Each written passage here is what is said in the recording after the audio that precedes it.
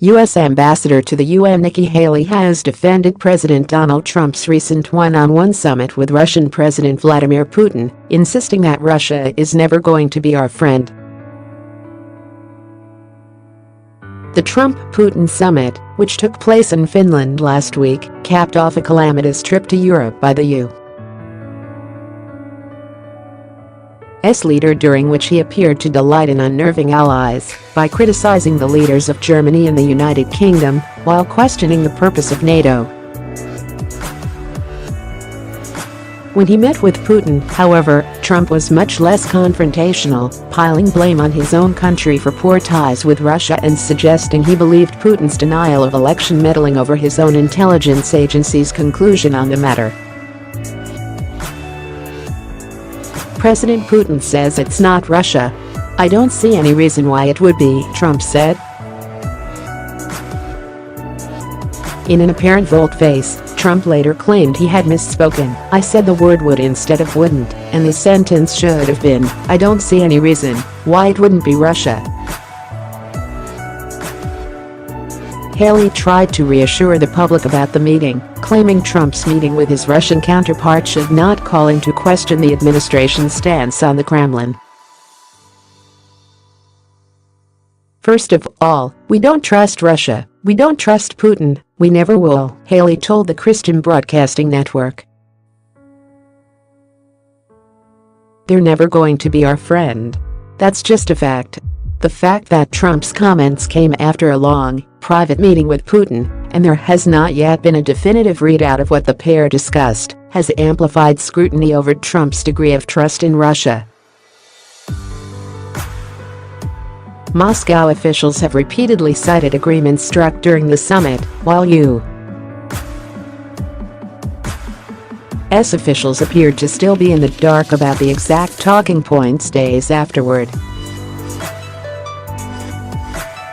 Trump intensified the confusion further when his press secretary announced on Twitter that Putin will be invited to Washington for a second meeting in the autumn. Haley, however, insisted the fallout around Helsinki is not indicative of any special affinity Trump has with Putin. He did that with Kim, she said, referring to Trump's summit with North Korea's leader. He's done it with other leaders.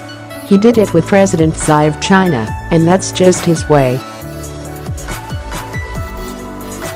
He feels like he can get more out of them if he goes one-on-one like that. It's his style. It's the way he does it, she said. Trump's next meeting with Putin will be very different, Haley predicted. You're going to see their next meetings are going to have people in them, the working groups are going to come together, all of those things. But he's always thought, just to create that genuine reality of the two of them talking, he feels like he needs to do it face to face. Although concerns over Trump's apparent fondness for Putin precede his inauguration as president, Haley has repeatedly been one of the administration's toughest talking officials on Russia. She went on the record in the first few months of the administration to allay fears Trump was taking Russia's side, stating that Moscow definitely tried to meddle in U.S. elections and that Trump had given her license to go beating up on Russia whenever necessary. She admitted that her views sometimes clashed with those of the president, but said that she airs her grievances with him behind the scenes. I can tell you, I met with the president this morning for an hour, she said. There were some things that he may have liked what I said, and some things that he may not have liked what I said. But he asked me what my thoughts are, and I tell him the truth, but I tell him in private.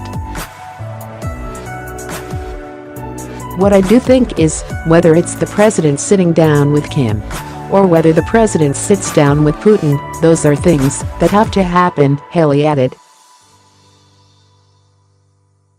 You can't get to the end of the other side if you don't have those conversations.